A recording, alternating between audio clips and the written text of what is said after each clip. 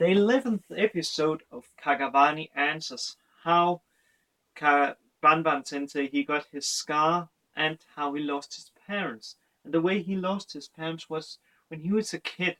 He got locked into, I'm not sure what it is.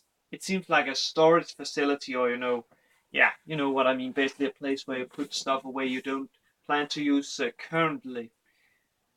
And his father had planned to lock him in there for 2 hours as a punishment, and then when he let him out, he would give him a present, which iconically was the monster of the village called Gasuika. However, just as he had been locked out and basically was crying over it, the village was attacked by the shadow crocodile, and they killed all of the villagers, including his parents, which is really sad. It was really, really sad, I must say.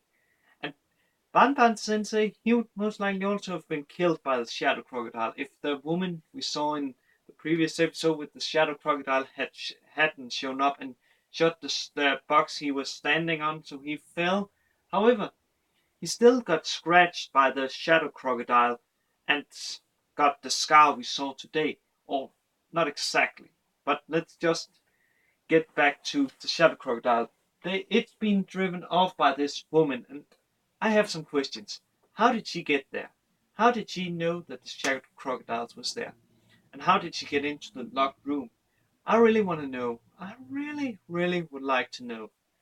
Also, apparently, Banban-sensei, he could have turned into a monster if she hadn't been fast and cut off the infected part of the head, or not head, basically the part that was scratched by the shadow crocodile. Because, as you can see on the thumbnail, he doesn't look very well, and that was apparently because it was trying to change him. So, how did she know this would stop the infection? And how come she isn't getting infected when she had her hand bitten off? I really want to know that. Another thing I want to know, why did Crunchyroll in their description of this episode called it the Kagewani? Is the Kagewani the name of the shadow crocodile? Because that would mean that, yeah, that would mean it was another one. So yeah, and what happened to this woman? Because when Banban he wakes up after having this removed by her, he basically lays outside the silo and with the present in his hand, and there we see that the present they planned to give him was basically like a Godzilla, or yeah, you know what I mean with that. So yeah, what happened to her? I hope we get some answers in the next episode of Kagewani. I really do.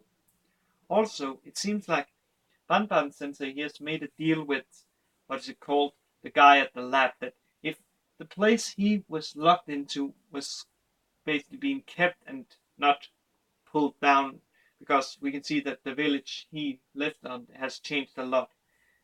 However, the place he was locked in is still there. So I think he has made a deal that if that is not being torn down, he will work with him and help basically fight those monsters or whatever we will call them.